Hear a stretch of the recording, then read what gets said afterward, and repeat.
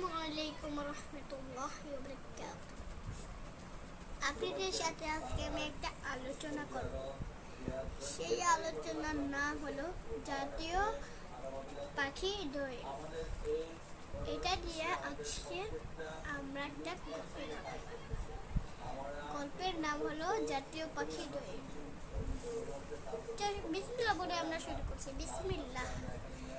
বাংলাদেশ জাতীয় পাখির নাম হলো দোয়েল।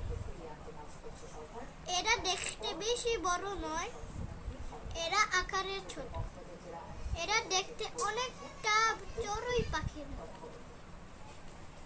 এরও দুটি পা ও দুটি ডানা আছে। এরা গায়ের রং কালো এবং পেটের দিকটা সাদা। এরা শুকনো পাতা ও খড় দিয়ে নিজেদের বাসা বানায়।